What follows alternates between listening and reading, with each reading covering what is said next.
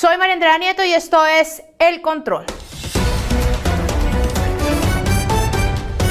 Hoy haremos el control a un ministro muy emproblemado. Sí, les hablo del profesor de Derecho, el filósofo del petrismo, el ilustre ministro del Interior, Alfonso Prada, que tuvo como el gobierno del cambio una semana espantosa por cuenta del Petrogate y del pésimo manejo que le dio al secuestro de 78 policías en el Caguán, en donde fue cruelmente asesinado uno de ellos. Arranquemos por el Caguán. El país entero se conmocionó cuando 78 policías miembros del SMAT fueron secuestrados por un grupo disque de campesinos en Los Pozos, en el departamento de Caquetá. El silencio en las primeras horas del gobierno fue aturdidor, pero se conoció que Alfonso Prada había dicho, al parecer, antes de que ocurrieran estos hechos, que las guardias campesinas, que fueron los que secuestraron a los policías, eran unas herramientas maravillosas. Veamos el esperpento. En este momento tenemos un conflicto en San Vicente del Caguán. Tenemos la posibilidad de entrar con el ejército y tenemos un primer cerco con guardia campesina, que ustedes deben conocer muy bien, que hay que estudiarla bien. Una guardia campesina como un mecanismo de autoprotección de los campesinos colombianos es un instrumento sencillamente maravilloso. Es muy hermoso desde el punto de vista sociológico, antropológico. Pues entonces veamos las imágenes de lo que hizo el instrumento maravilloso, antropológico y sociológico, como lo llama el ministro Prada.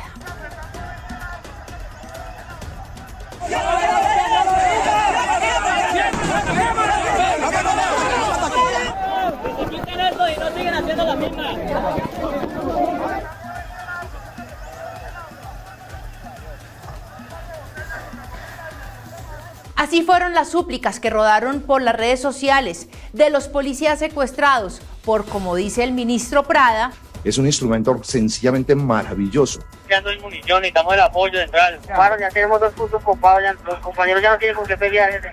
No vale nada, jefe, no vale nada, la vida no vale nada, jefe. Por favor, tengamos paciencia, ya ahí se está cocinando, ya llega apoyo, por favor, ya llega apoyo, ya le llega también allá el apoyo de gases, por favor. 2 horas con culpa apoyo, hermano. Que el Señor lo bendiga, ¿cómo estamos hablando? Ahí se están adelantando ya las gestiones para el apoyo, tenga por favor paciencia, Tenga en cuenta que también hay una situación, pues, ahí está un poquito compleja, pero ya le llega el apoyo 58.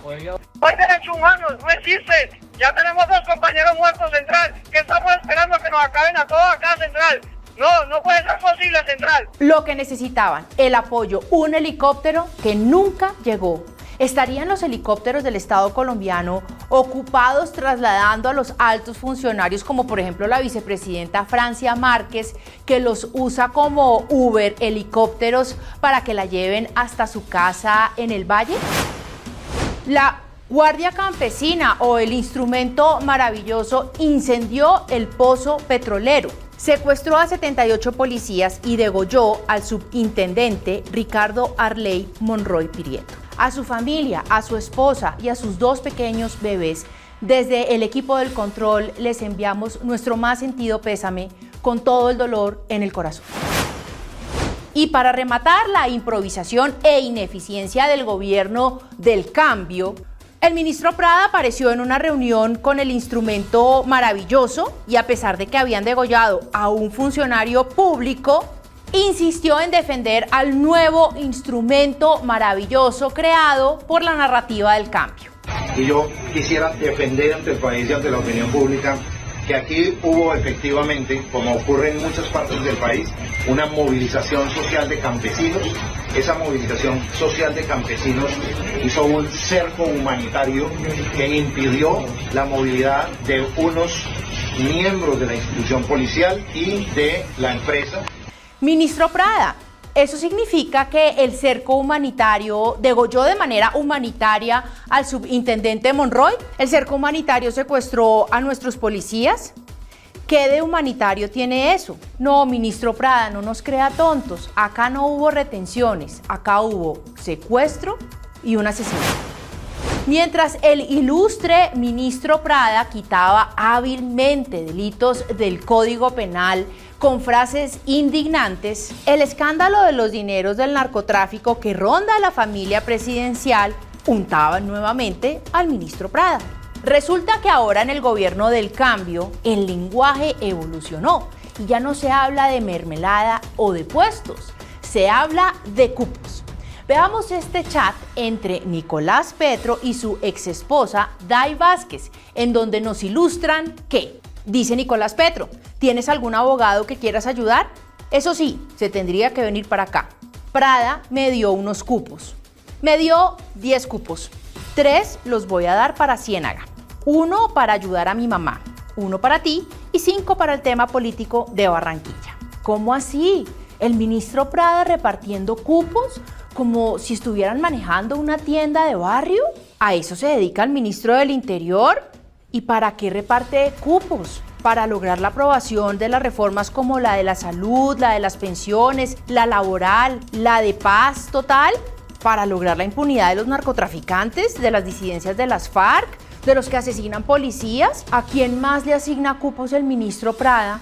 ¿Acaso el ministro Prada llama a sus compañeros del gabinete y les dice a quiénes sí y a quiénes no le pueden asignar cupos? Les da este tipo de órdenes, por ejemplo, a la ministra Irene Vélez, dándole indicaciones concretas sobre a qué y qué asignar. ¿A la ministra de Salud? ¿A qué otros hijos del presidente Gustavo Petro le asignarían cupos? ¿A cuántos cupos tiene derecho el propio ministro Prada? ¿Sabía el presidente Gustavo Petro, que tanto criticaba siendo oposición esta forma tan grotesca de gobernar, que su ministro del Interior le estaba repartiendo cupos a su hijo Nicolás Petro? Y unas últimas preguntas. ¿Sería esta la primera vez que el ministro Prada estaba repartiendo cupos? ¿Será que por fin ahora sí lo van a investigar por tal hecho? Pues la procuradora Margarita Cabello anunció la apertura de investigación en contra del ministro Alfonso Prada. Sobre el cerco humanitario, nosotros dispusimos apertura contra el ministro Prada y se estudia la vinculación de otros servidores públicos por los hechos ocurridos en el Caguán.